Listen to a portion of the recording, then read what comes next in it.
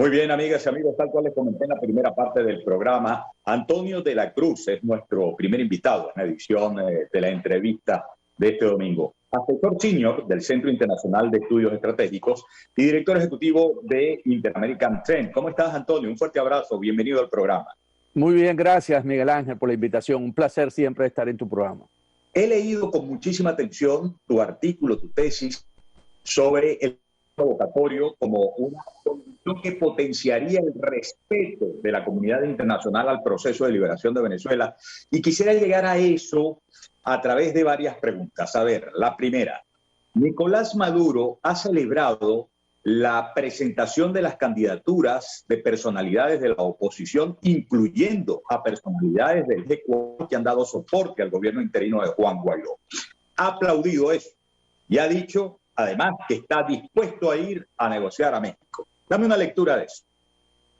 Para Nicolás Maduro es muy importante que los partidos que integran el G4, Acción Democrática, Voluntad Popular, Primero Justicia y Un Nuevo Tiempo, vayan a las elecciones del 21 de noviembre sin ninguna otra condición, porque eso le permite a él validar de que los procesos electorales en Venezuela son democráticos y son transparentes. Aquí básicamente él necesita esa participación con la observación o el acompañamiento de la comunidad internacional, que en este caso sería la Unión Europea. Entonces, ¿qué ocurre? Él viene y dice y pone en la mesa porque para él, en términos de su legitimidad, porque recordemos que siempre ha sido desconocido por su ilegitimidad de origen de 2018. Entonces, si este evento, que es un CNE electo por una Asamblea Nacional que no ha sido reconocida por esos países que reconocen el interinato, le daría mucha fortaleza para seguir en ese camino que él quiere construir hasta llegar al 2024. Muy bien.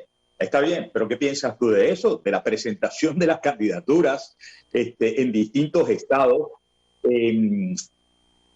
al punto de hacerle pensar a Nicolás Maduro que puede aplaudirlo porque pareciera que no hay ningún otro compromiso, pareciera que no se está tomando en serio la necesidad de suscribir, como está estipulado en el Acuerdo de Salvación Nacional, un cronograma electoral que comprenda todas las elecciones y particularmente la elección presidencial y la elección parlamentaria. La interpretación es muy rápida, muy directa. Es que hay divisiones internas dentro de los partidos que integran el G4.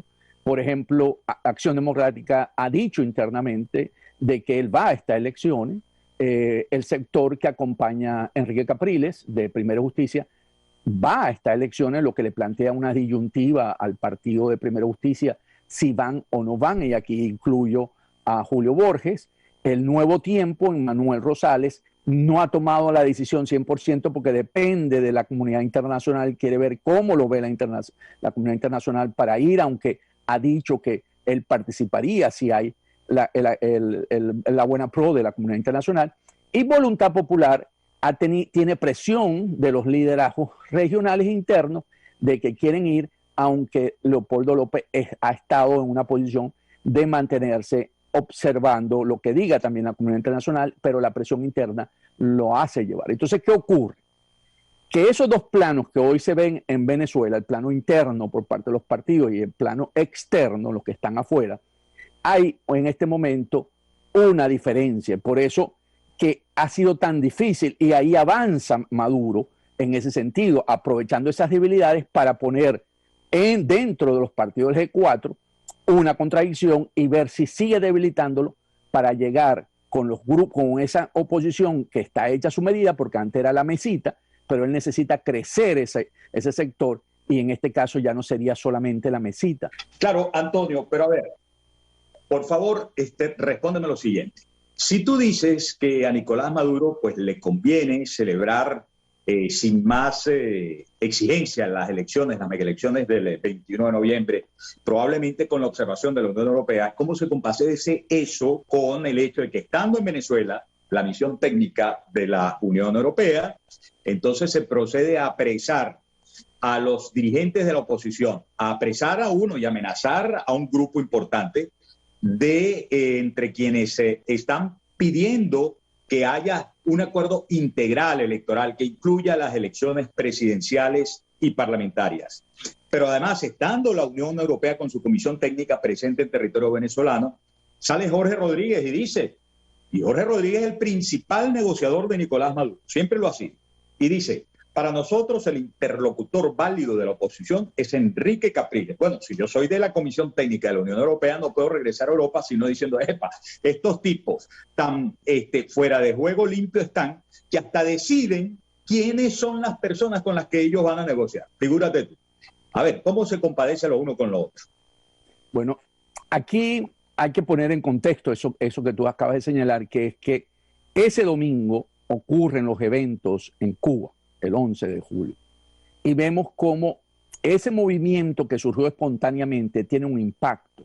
Y todos los vínculos que tiene con América Latina y con Europa, los partidos de izquierda, se hacen de la vista gorda, no toman una posición inmediatamente. El único que lo hace inmediatamente a las 3 horas, pues está registrado y es importante ver esos eventos en términos de Twitter, es Juan Guaidó. Juan Guaidó se identifica con el pueblo de Cuba y levanta una alarma porque los cubanos en ese día, la nomenclatura estuvo muy nerviosa porque no podía controlar las manifestaciones y cuando mandaba a los líderes tradicionales eran abuchados. Fue abuchado Díaz-Canel, fue abuchado ¿cómo se llama? El general que estuvo en Venezuela, no me acuerdo en este momento. Ramiro Valdés. Ramiro Valdés, ese mismo, fue abuchado por las masas.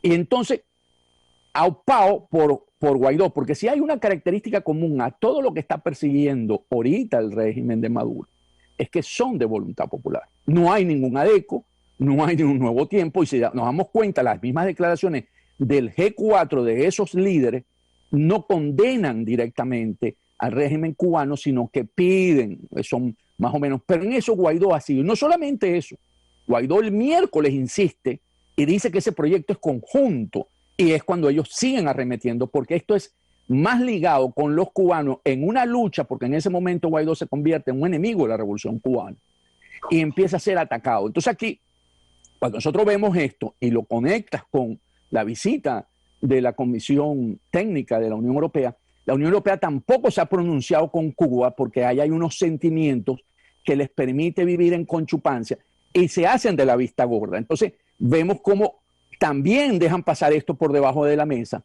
y sigue. Y cuando Jorge establece que su interlocutor es Capriles, porque el aceptar que sea Juan Guaidó o Voluntad Popular es aceptar que son los que aupan las protestas en Cuba. Entonces tienen que desmarcarse. Y aquí el juego, tú sabes muy bien, Miguel Ángel, que en Venezuela, Cuba tiene mucho peso en la dirección de ese gobierno, de ese régimen. Entonces empiezan a marcar distancia. Aquí habría que ver qué va a hacer Josep Borrell, que es el que básicamente anda aupando esta línea de acción dentro de la Unión Europea, que no es necesariamente los países que integran la Unión Europea, pero como él es el canciller, él tiene esa potestad y es el que está trabajando y tratando de convencer a los países de la Unión Europea que esta es la mejor opción para la solución política en Venezuela. Entonces tenemos dos planos, como estábamos hablando, el internacional y el interno. En el internacional hay que ver cómo se va a mover con la reunión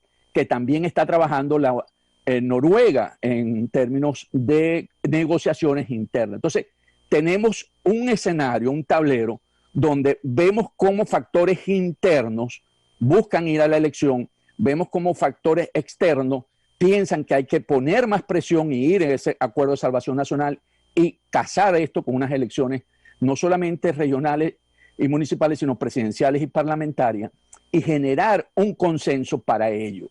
Y aquí vemos que si no hay esa alineación entre todos los liderazgos internos y externos, Maduro va a sacar la mejor parte de estas elecciones del 21 de noviembre.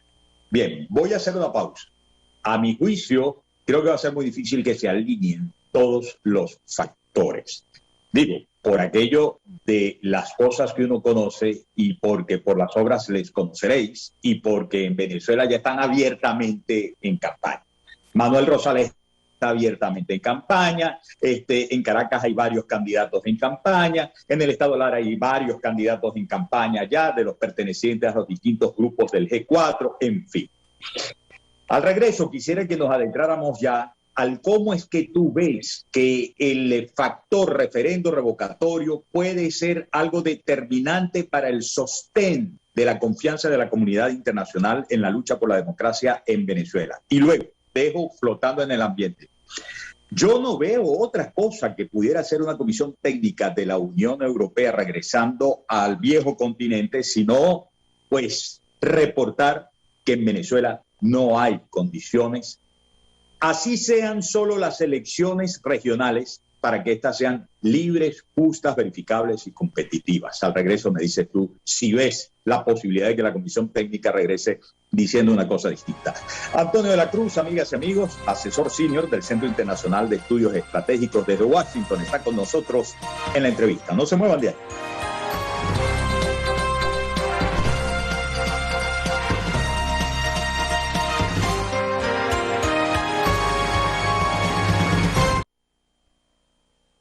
Antonio de la Cruz es nuestro invitado, asesor senior del Centro Internacional de Estudios Estratégicos y también director ejecutivo de Inter-American Trend. Antonio, ¿tú ves alguna posibilidad distinta a que la comisión técnica, visto lo que vio en territorio venezolano, regrese a la Unión Europea y diga, hay condiciones para la celebración de esas elecciones de gobernadores, de alcaldes y de concejales, y esas elecciones pueden ser libres, competitivas, verificables, etcétera? ¿Tú ves alguna posibilidad? Yo creo que la comisión hasta ese momento había tenido reuniones con muchos factores de políticos y fuerzas vivas de Venezuela que habían dicho que esa era la mejor solución. Recordemos, se había reunido con los partidos políticos, se había reunido con el régimen, se había reunido con sectores empresariales. Entonces, esos elementos van a estar por encima de los eventos que ocurrieron. Yo creo que va a estar reseñado, pero no le van a dar el realce que le estamos viendo de lo importante que es para determinar de que Maduro pone lo que quiere, porque van a decir, es lo que quieren los venezolanos. Los venezolanos hoy hay un sentido de desear de que las elecciones se den. Y eso es lo que básicamente, para mí, va a prevalecer en el informe de la Comisión Técnica de la Unión Europea. ¡Wow! ¿Y tú das por hecho por qué? ¿Por las encuestas? ¿Por Delfos? Lo doy porque sé que se entrevistaron con, tú lo dijiste a la introducción, hasta con el mismo Guevara, ¿verdad? Antes de que lo pusieran preso o lo secuestraran, y habían tenido reuniones con todos los factores, o sea, hasta con la iglesia.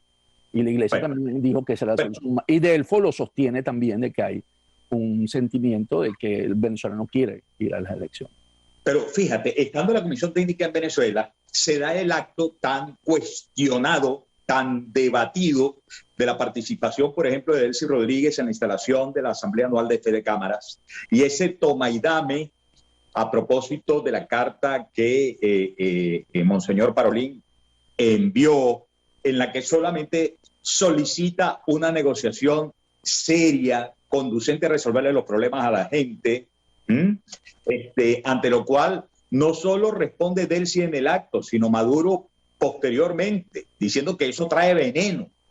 Pero cuando dice eso trae veneno, al mismo tiempo Maduro, y estando la Comisión Técnica en Venezuela, dice, bueno, celebro la inscripción de candidaturas de la oposición y voy a México, pero voy a ir a México, eso sí, que esta es la segunda parte, reitera, me levantan todas las sanciones, me reconocen y reconocen las instituciones, es decir, reconozcan que yo soy presidente legítimo y que no hay ningún tipo de problema con la Asamblea Nacional presidida con Jorge Rodríguez, entre otras cosas.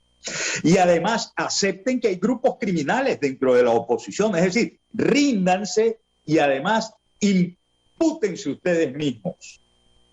Exécrense de voluntad popular.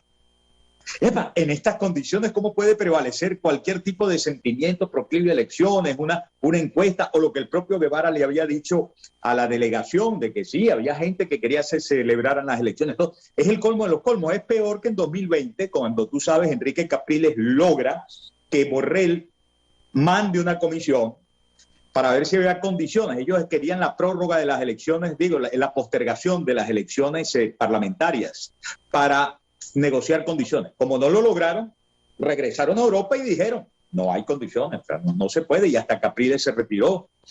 A ver tu comentario. Ok, cuando uno compara esos dos eventos, pues son importantes, el de octubre del año pasado para las elecciones parlamentarias y el actual para las elecciones, las megas elecciones, vemos que en octubre habían 66 organizaciones que se lograron recoger en un documento que rechazaban las elecciones. Entonces, claro, ir contra 66 organizaciones que decían no vamos a estas elecciones es muy fuerte para la Unión Europea forzar el brazo. Y ahí Enrique Capriles, que aspiraba que la Unión Europea acompañara, no podía quedarse solo y aparecer como en la oposición dentro, vamos a poner entre comillas, jugar el mismo rol de la mesita, porque su capital político iba a ser muy cuestionado. Entonces ahí Enrique leyó bien y se retira y coge la excusa de la Unión Europea, porque la Unión Europea dice, bueno, ante este evento de 66 organizaciones, ¿por qué no nos damos 5 o 6 meses para llegar y poder ver esas elecciones? ¿Qué ocurre en este nuevo evento? En este nuevo evento estamos a 4 o 5 meses de la elección, un poco lo que pedía la Unión Europea en aquel momento, y hay una mayoría que quiere participar. Entonces son dos situaciones distintas que favorece a la Unión Europea en este momento para hacerlo. Y eso es lo que está aprovechando Maduro cuando dice se van a inscribir, porque las inscripciones, según el programa electoral del CNE de Maduro, empiezan el 8 de agosto y terminan el 29 de agosto.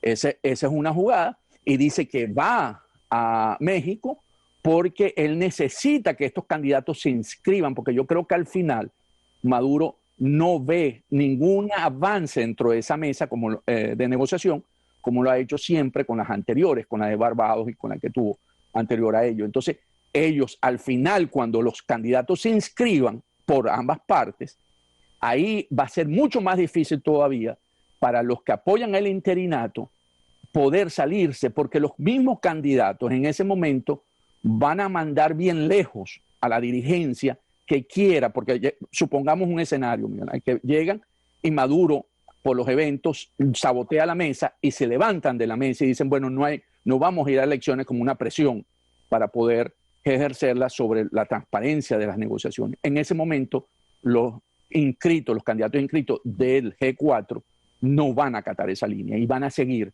en esa línea, y ahí hay una implosión interna dentro del liderazgo que maneja el G4 y los líderes internos o dirigentes internos del país. Muy bien, Antonio, te había dicho al comienzo de la conversación que me parece muy interesante tu tesis de cómo el evento del referéndum revocatorio podría recuperar la confianza de la comunidad internacional ante un desastre como este que nos acabas de describir en la plataforma de la oposición venezolana.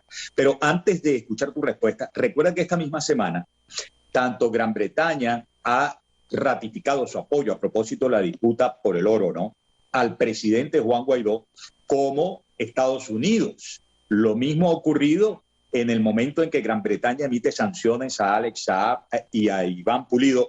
Lo felicita Anthony Blinken, el secretario de Estado de los Estados Unidos. Es decir, que en Europa, Gran Bretaña, en América, Estados Unidos han reforzado su apoyo a un Juan Guaidó que ha dicho que no está de acuerdo, porque no es la solución la celebración sola de elecciones regionales. Voy con eso, voy con el revocatorio, te escucho con toda tranquilidad. A ver. ¿Qué ocurre? Cuando el revocatorio le permite mantener viva el interinato, como tú lo señalaste, reconocidos por estos países, por más de 30 países, como presidente interino, porque la Unión Europea lo reconoce, pero como un líder fundamental. Entonces, el Reino Unido, que ya no forma parte de la Unión Europea, mantiene su respaldo total. Entonces, el gobierno, y lo deja claro, el gobierno de Su Majestad Isabel II, así lo responde al Tribunal Supremo de Justicia de ese país. Y en ese sentido, tener esa fortaleza, ¿qué es lo que ocurre? Cuando nos movemos al escenario de las elecciones, megas elecciones, y pongamos ejemplos que a lo mejor no se dan, pero vamos a ponerlos para hacer un juego. Gana en el Zulia Manuel Rosales con la gobernación. Y otros líderes en otros de la G4 en otras gobernaciones. ¿Qué va a ocurrir en ese momento? Manuel Rosales tiene legitimidad de origen, y ¿cómo queda Juan Guaidó? Perdió su legitimidad ya porque no tiene cómo. Entonces tenemos una situación, un problema que tiene que tener dos soluciones, una ecuación con dos soluciones. una solución, si es cierto que quieren que resolvamos la situación por unas elecciones, y este es el primer paso, la segunda solución a esa ecuación para quedar vivo Juan Guaidó es el referendo revocatorio, y es en el primer trimestre de 2022 o en abril, porque como él hizo sus elecciones en marzo de 2018, porque no me van a decir ahora que la elección del revocatorio va a ser en diciembre del 22, porque no es fácil sostener los dos eventos, porque en ese sentido, un trimestre, cuatro meses, puede todavía la comunidad internacional mantener el reconocimiento a Juan Guaidó y mantener un reconocimiento a los gobernadores y alcaldes que sean victoriosos en esas elecciones por parte de los partidos democráticos. Entonces, por eso digo, es la única condición que te da, porque si es solamente una, que es la regional, Guaidó pierde su legitimidad a finales de este año. Va a costar mucho sostenerse. Y entonces el interinato, cuando digo Guaidó es por el gobierno interino, el interinato pierde su legitimidad, que es lo que ha buscado Maduro desde que le reconocieron 60 países inicialmente, porque todos los activos que hoy están administrados por el gobierno interino, oro en Londres, Citgo en Estados Unidos, monómeros en Colombia, van a tener que ser cedidos, regresan a Maduro.